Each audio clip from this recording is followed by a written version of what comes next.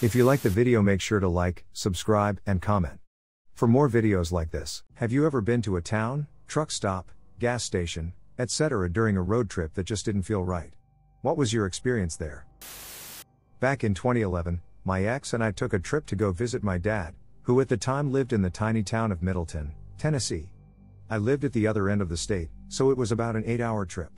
Decided to go at night so I wouldn't have to deal with anyone on the interstate other than truckers and the occasional car.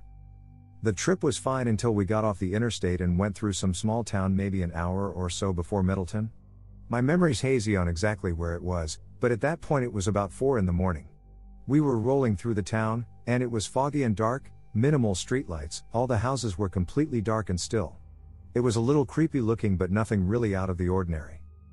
Until we got a little further down the road and there were fucking newspapers everywhere. Scattered all on the road, in the empty fields and the yards of the houses we passed, just loose pages of newspaper everywhere we looked. I'm sure there was a reasonable explanation, but both of us just suddenly felt like something was off, and it was creepy as hell. One of us cracked a joke about suddenly landing in a horror movie without realizing, and I sped up the car a little bit, but for about 10 minutes it was just us and the newspapers and the fog and the complete stillness in this dark town, and we both sighed audibly in relief once it fell behind us. We talked about it for years after that trip.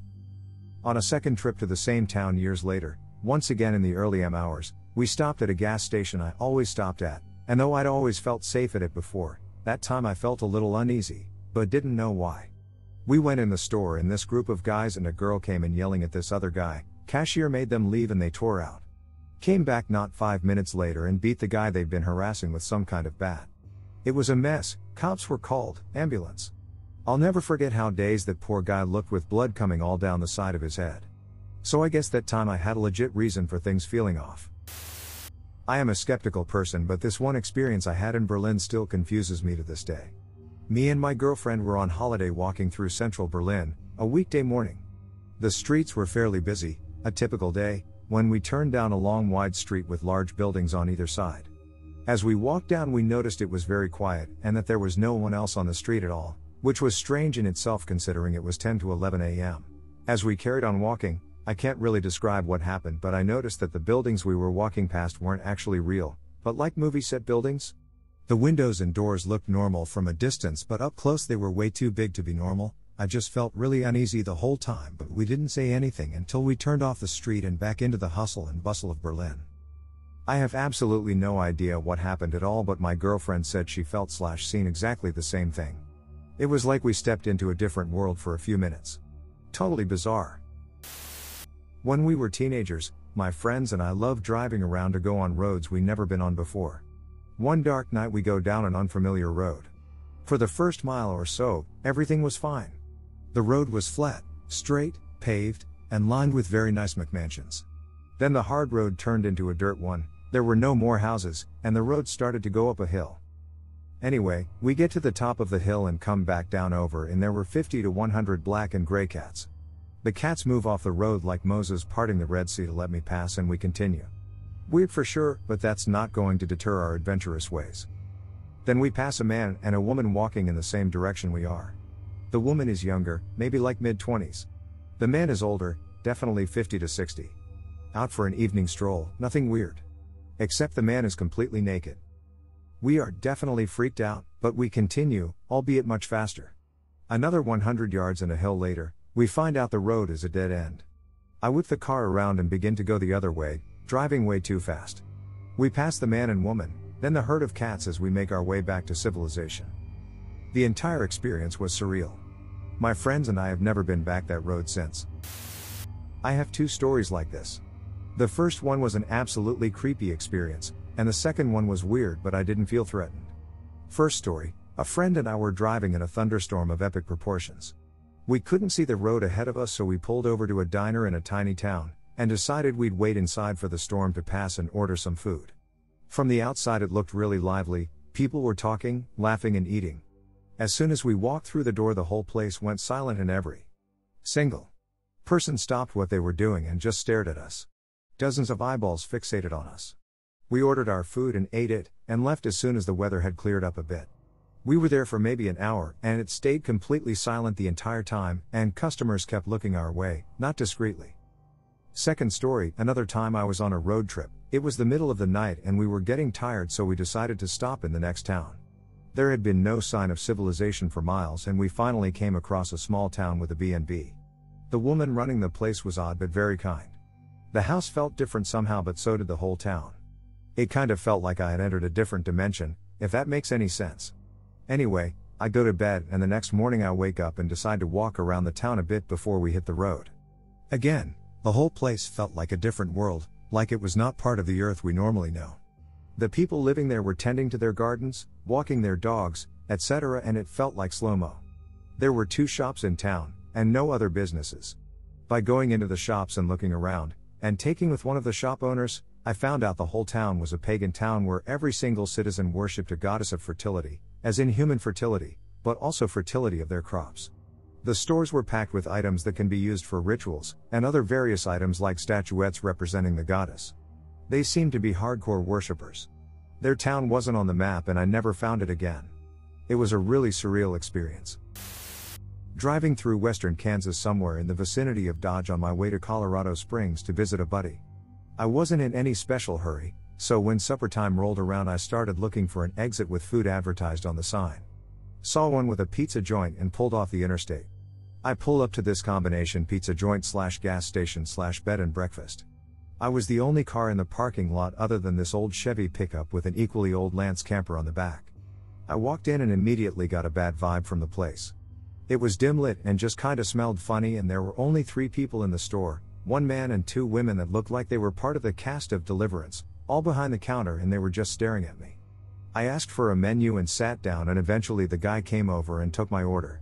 The food was okay, and they were obviously slow, so it came out pretty quickly.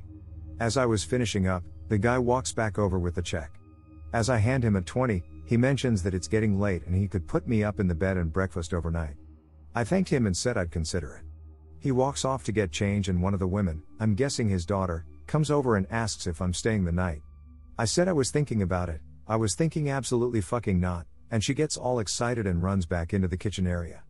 That's when I decided that the $8 and change didn't mean that much to me, and I unasked myself from there with a quickness while I still could.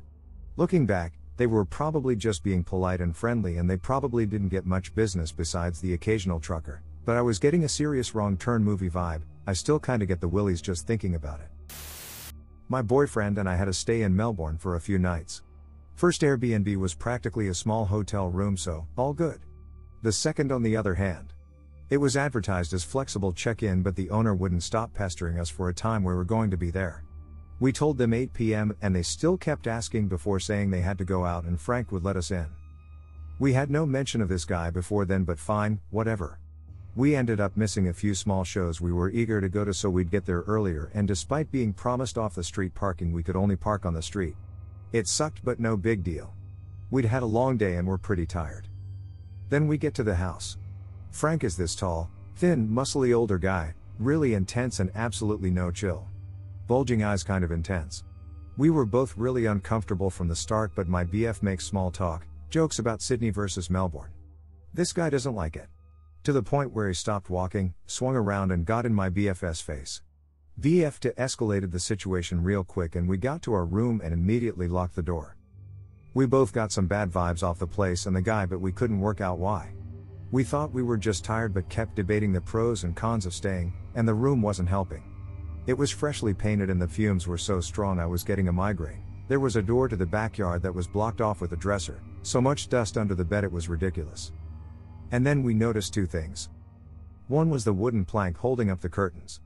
It was big, thick, heavy-looking thing, and it was holding onto the wall by a nail on each side. Half of it had already leant right off the wall, leaving a huge gap. This was right above the head of the bed. That was it for my BF, he wanted out. This second point was my big thing. The door to the rest of the house had a lock, but there was also a gap between it and the floor. I'm not talking a small space for air. I'm not talking fit a finger underneath. I'm talking big enough for tall, muscly, big guy Frank to fit his entire arm under. We grabbed our things and snuck out.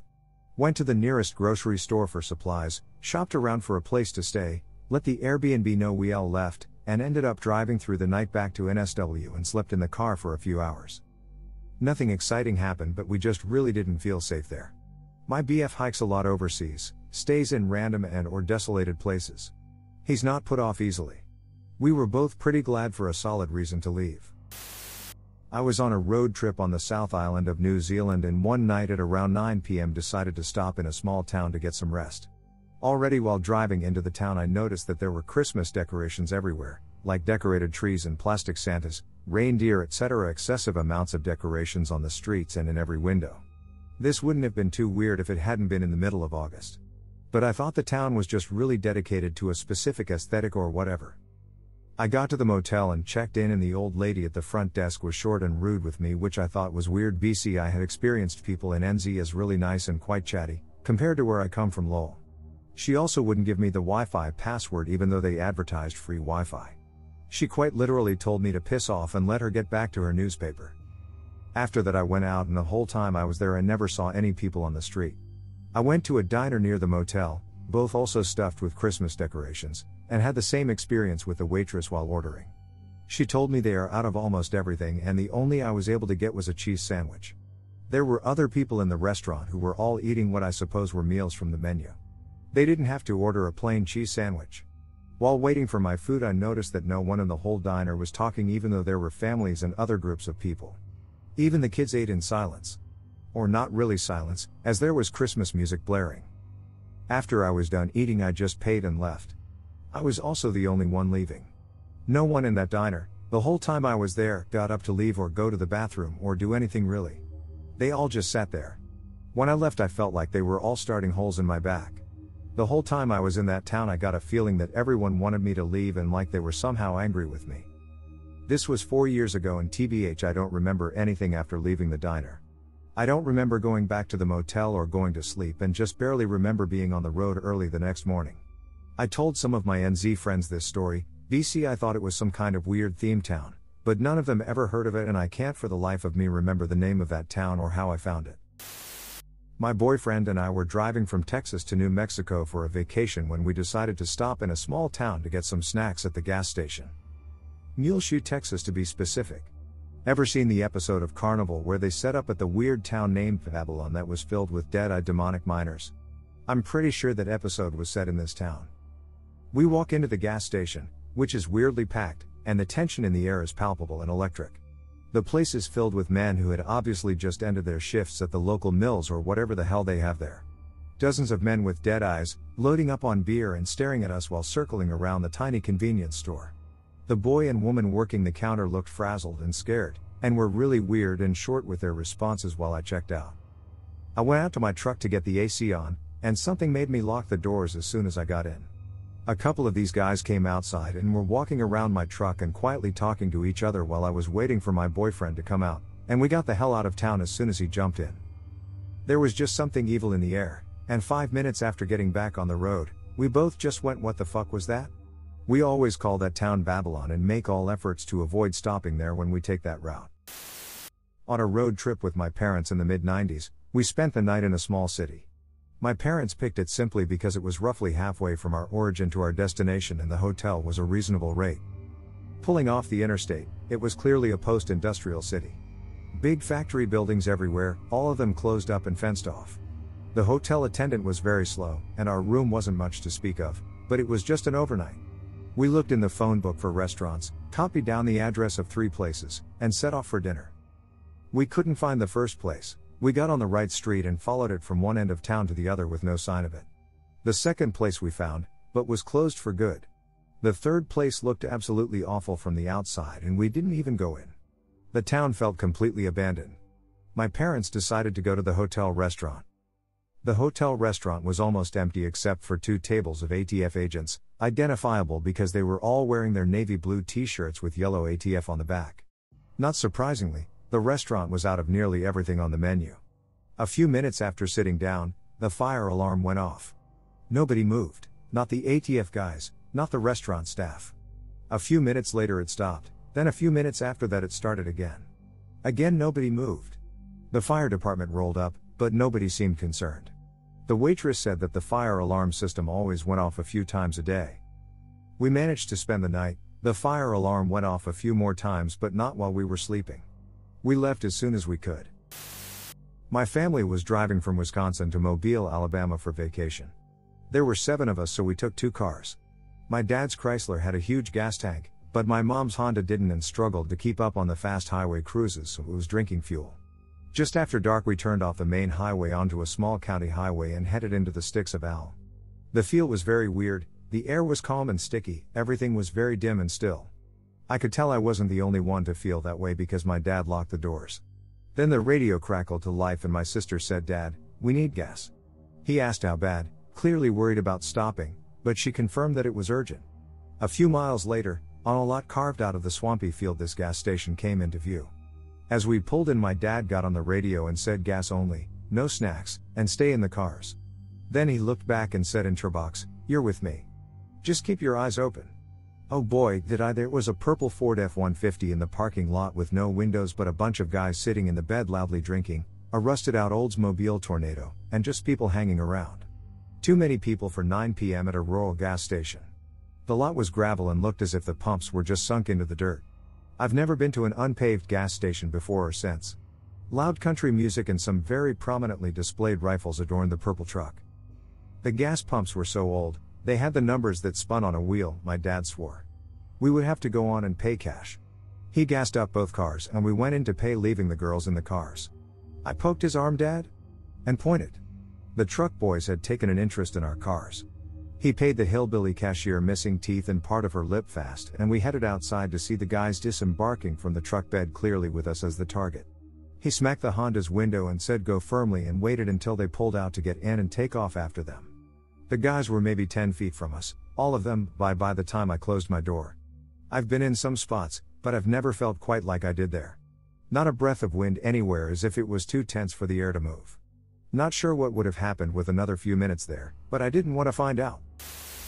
Used to live in a very, very rural area of Georgia, the kind of area where paved roads were the exception, not the rule.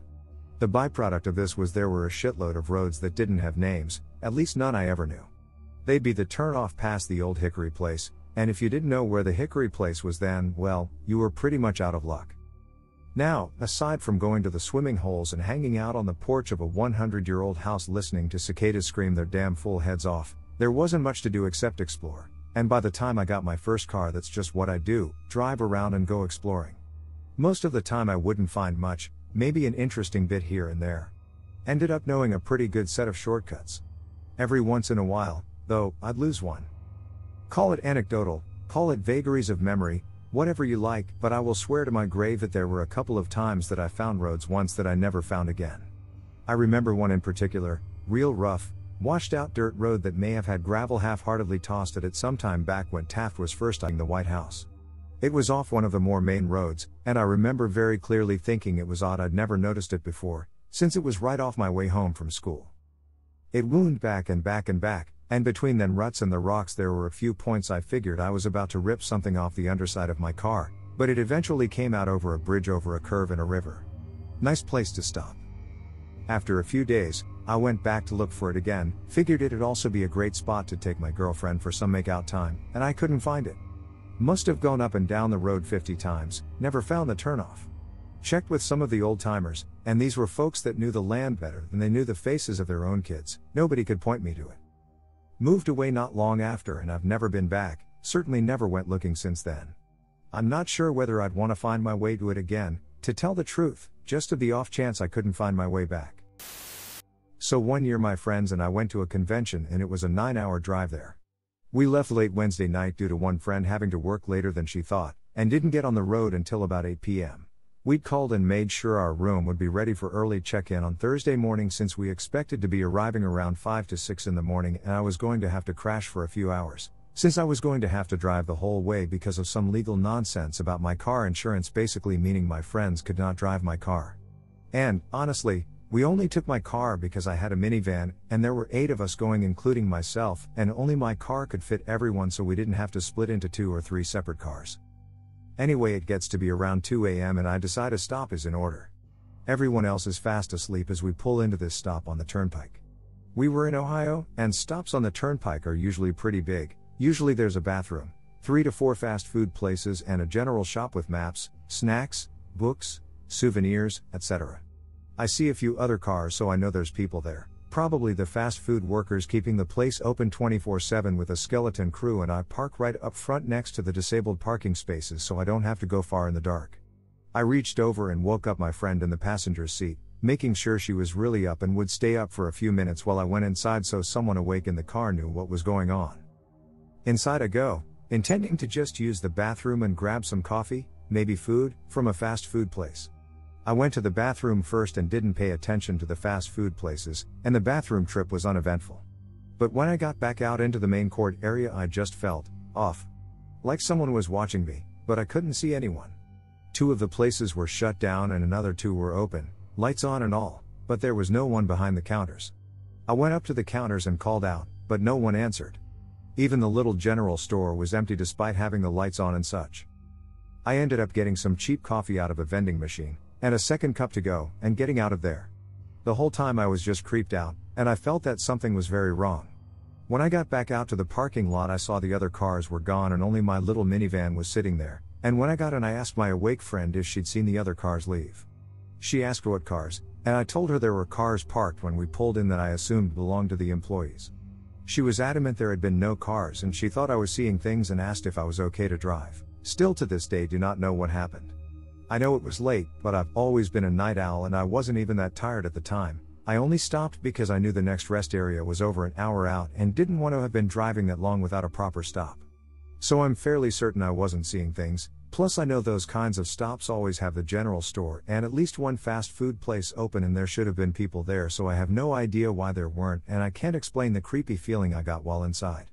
We drove on and the next stop, around 4 a.m., was at a similar place that did have people working and I got more coffee and some breakfast from them with a few of my friends who were a little more awake at the time. But man, that one rest stop was just creepy. It was a little past midnight, and I offered to drive a friend who was visiting with me to her parents' house where she was staying.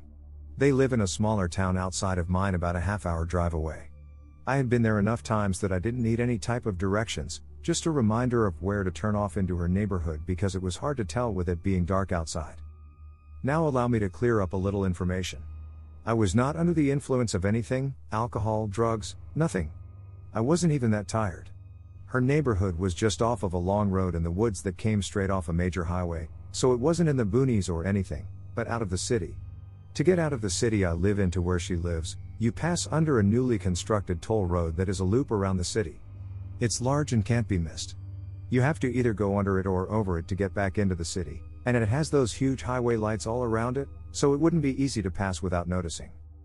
So anyways, I've dropped her off and head back the way I came. It's only a couple turns from the long road I mentioned before, so I go back without even thinking about it. I've driven this way several times. I head back on the long road a little ways and I'm suddenly at a stop sign. Except the long road doesn't have stop signs if you're traveling on it. And at the stop sign I'm facing a boulevard with cookie cutter, middle-class homes I had never seen before. There are lots of homes like that in the area, but these had an eeriness to them. They were not lit by any kind of street lights or anything, but were perfectly visible in the night. And they all seemed empty. There might have been cars in driveways, but not a single light was on in the 2 rows of dozens of houses. It was as if all the life that may have lived in this neighborhood had vanished. Obviously I did not go down this boulevard. I got a little teary-eyed from the sheer feeling this place gave me. I turned to my left. Somehow I made it to a neighborhood that I did recognize. I could also see the lights from a highway nearby, so I headed towards them. Eventually I made it onto the same highway that I took from town, but something strange occurred to me. I never passed over the toll road. The series of neighborhoods in that area typically had bridges over the toll road that connected the residential area and kept the sounds of vehicles down and away from the quiet homes, but I never passed over it. The entire drive home felt off. Until I got to a certain part of the city, each sign looked a little different. I only saw another car on the road when I did get further into the city. To this day I've yet to see the boulevard at the stop sign. I don't know how I got there, but I don't ever want to be there alone again. I love road trips, and this feeling is a pretty common one. You've got this metal box you and whoever else are in your own environment, that can carry you far, far away from your environment. But I have one example that sticks out. I had just flown from Phoenix to the East Coast to buy a car and was driving it back. I stopped at a rest stop, and laid down under a tree a bit uphill from the building. I was completely separate from this environment. A family started a picnic not 25 feet in front of me. A couple people walked by, examined the tree, touched its bark. Some people sat on my car drinking cokes, waiting for their driver to unlock theirs. I ended up carrying that feeling through like 80% of this country's width. Nobody saw me, nobody talked to me unless I addressed them. It was so surreal. I don't think I said more than 10 words in 4 days. Not a road trip, but my family usually spends time in one of the forest towns in Northern California. It's been a family tradition for over 50 years at this point. Usually it had been lovely up there. The feeling of nature being all around, actually sleeping in an old-time cabin, being on country roads and seeing more of the actual night sky are all marvelous experiences that I'll always cherish. I used to think the same about the people up there. They seemed nice and down to earth. Then one year we came up with some new members of the family, my stepmom and stepbrother. Both have dark skin. You can already see where this is going. We walked into a restaurant one day. It was filled, but when we walked in it was dead quiet. No one said a word to us, but plenty were looking our way. This lasted for about 10 to 15 minutes and then we just left. I'll always love the scenery of that area, but the people there can go for themselves. I assure you this is a true story. Many years ago myself and two of my best friends decided to go for a day of mountain biking at Snowshoe in southern Virginia. Now this was way before the days of GPS, so we were kinda doing this by some half-assed directions and an old map, but the point is we got very lost. Sometime along the way we ended up in this very tiny little town and we figured we would ask for directions. It was absolutely deserted. I'm talking not a single soul to be seen anywhere. We parked the truck and split up looking for anyone. Now this was at around 9 to 10 a.m. so not exactly the ass crack of dawn, mind you. We went into the post office, nobody. We went into the only bar in town, which was unlocked, unattended with music playing, but not a single soul present. We went business to business and walked the streets, and after about 25 minutes finally found one old guy who just seemed to appear out of nowhere in the middle of town walking alone. The first question we asked wasn't even for directions. It was, "Where the hell is everyone?" To which he replied, "Well, I guess folks round here don't get up much till round noon." We asked him for directions to Snowshoe and he pointed to the road we came in on and said to go that way about 10 miles and make a right and we will find the interstate. We left quickly. We all had a very bad sense of unease about the whole thing.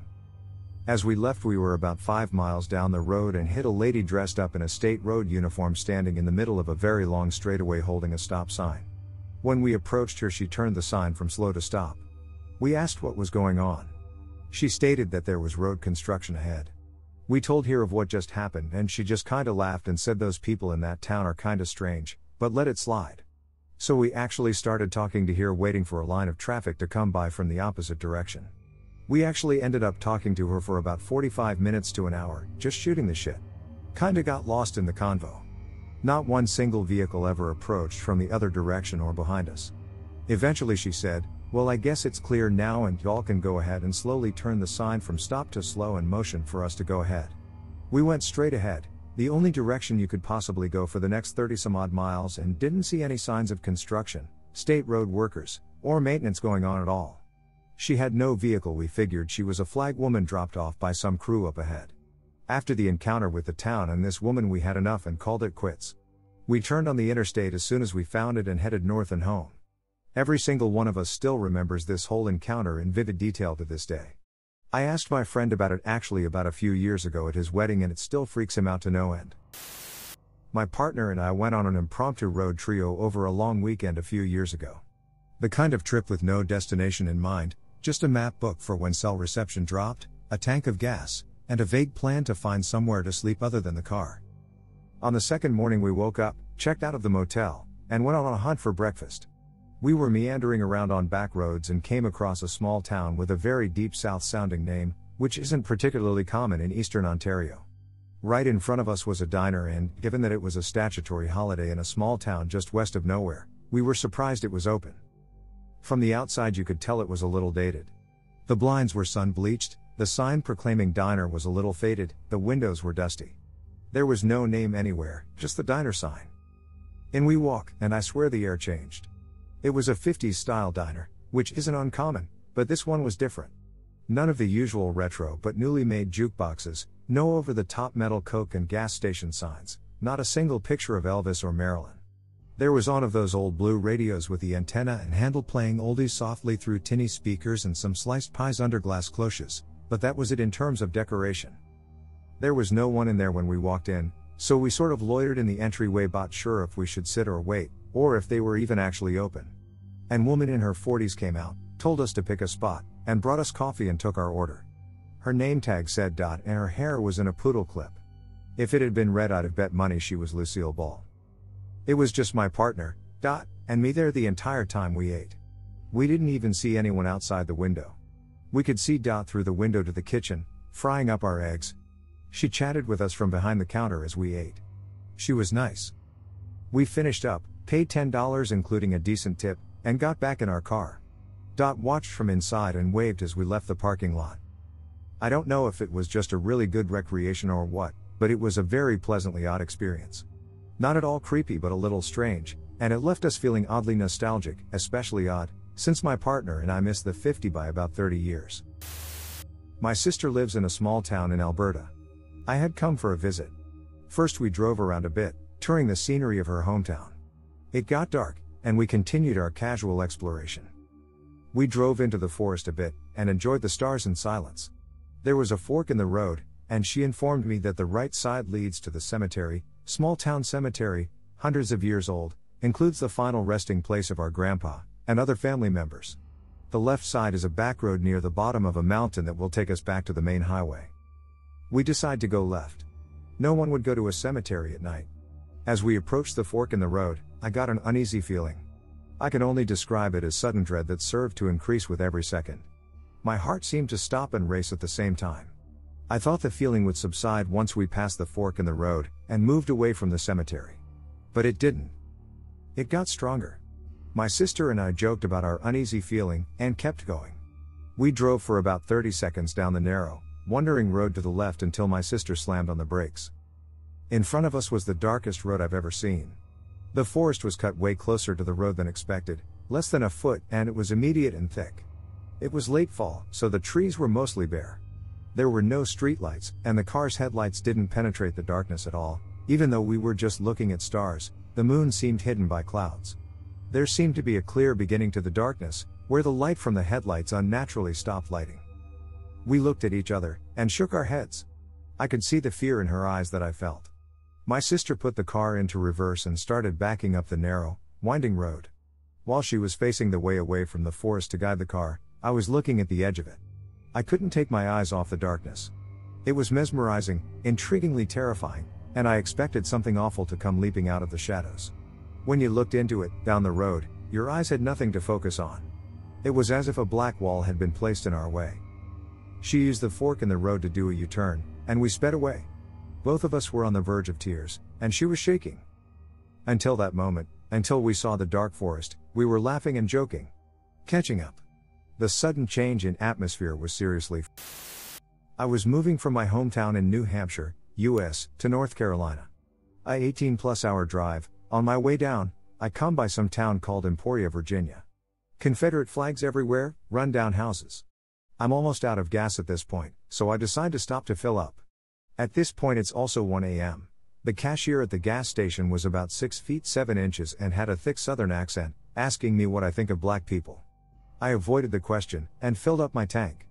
I was exhausted and decided to stay in the small hotel across the street. I pull up to the parking lot. I have a pretty decent car, next to total scraps of metal posing as cars. Literally somewhere on concrete slabs. I go to reserve my room, and there's literally chicken cooking behind the desk, next to the cash register, on one of those George Foreman grills. I paid $25 for my room, locked my car, and went to settle in. When I get there, the room is disgusting. Roaches crawling up the wall, curtains burned with cigarettes, and cigarette butts all over the floor. There was also a large shit just chillin' in the toilet. I went to complain and the lady at the check-in desk screamed no refunds after 10 minutes, so I left in a hurry and went to go to my car, and as I turned from my door, a TV came crashing through the window as I heard a fight break out. Emporia. My son and I stopped in Colorado City, Oz, on the way to the north rim of the Grand Canyon. We were planning to camp at the park, so we stopped and went to the local grocery store to get some supplies. Colorado City is the home of the fundamentalist Mormon sect that practices polygamy. We did not know anything about them at the time. So all the men and boys we saw were pretty normal looking, but the women were wearing dresses that looked like they were from the 19th century, including bonnets to cover their hair. The girl running the checkout register at the store would not look at me when I spoke to her. She would literally stare down at the floor. We got our food and noped out of there. A few miles down the road, there was a gas station/store. I pulled in there to buy cigarettes as I had been told no one sold them back in that town. There were a group of men sitting around a table, outside in the shade. I asked them about Colorado City and they told me about the place and kidded with me, saying we did not want to mess with the people there. About 10 years later, some people from that town tried to open a compound in Texas and they were raided and the leader Warren Jeffs was put in prison. Their idea of polygamy was 50-year-old men marrying a bunch of 12 and 13-year-old girls. Shamrock, Texas. 1999. My son, 12 years, and I, 35 years, were coming from San Diego back to our home in Illinois, long story, and we stopped in Shamrock, Texas because it was late. We turned right from I-40 into Shamrock and then the first left and stopped at the first motel we saw. It was across the street from a quaint-looking bar. The motel looked inviting and clean. Inside, the woman behind the counter looked like an ideal grandmother type. Plaid dress, hair in a bun, friendly smile, etc. Everything looked very 1950s, which I didn't think twice about since this is also right near Route 66. We went into our room and slept really well. The next morning we get back in the car and I head to the front desk to settle our bill. I go in and I don't see the bell. So I call out a few times, no answer. I look to my son who is just feet away in the car and I see he is yelling at me. "Mom! Look around!" And he's waving me back to the car. That's when I saw it. I realized all the windows in the office were broken. The counter was super dusty. Still not fully getting the big picture, I go outside. To tell my son no one is around to pay the bill. I'm not sure what to do. I tell him. He says, "Mom, look around." The bar across the street also has broken windows and all the neon bar signs were broken and hanging at angles. Was there a storm we slept through? Then it hit me because there were weeds growing up through most of the cracks in the sidewalk and parking lot. Some graffiti. Some of the motel doors were broken open or missing. It's closed. No one was there to rent us the room. I wish there were better words to describe the sensation I got at that moment. I felt like I was falling. And I had the worst case of the creeps I have ever had before or since. Terror is another good word. I literally felt like cold water was running through my veins. And yet we weren't in danger. It was a bright sunny day in Texas. Nothing bad had happened. But the warm inviting motel we drove into the night before didn't seem to exist. It was so weird to have those competing feelings. But because my young son was with me and the look of terror on his little face was equal to what I was feeling, I had to pull myself together. So hard to do. I take a few deep breaths and get back in the car. "Mom, this whole town is abandoned." There were modern gas stations and other businesses about 2 miles down the street. But in the side of town we had slept in? My son was right, it was abandoned and more than run down. We both became quiet for a while. Then he asked me a few questions that I still ask myself. Did we sleep in an abandoned motel? Or did we rent a room from a ghost? Or a third choice he didn't ask. Did we sleep in a motel in its heyday almost 40 years ago? The room we had wasn't dusty or run down. The lights worked as did the TV. The sheets were clean and smelled good. But I lay awake some nights wondering if my son and we sleeping in an abandoned motel. Or if someone had driven by, would they have seen no car at all? I asked my son to describe the woman we rented the room from. He saw the same woman I did. He didn't come in with me either time I went in the office. He was sleepy when we got there, so I left him in the car but safe just under the well light awning and just feet from me on the other side of a giant picture window as I spoke to whom. But he saw her too. And while I was in that office I noticed a calendar on the wall that said 1953 or 1952. And as I said, I didn't think much of that since many businesses along Route 66/I-40 had a 50s motif. I wasn't so tired that I would hallucinate a nice motel. I had my son with me.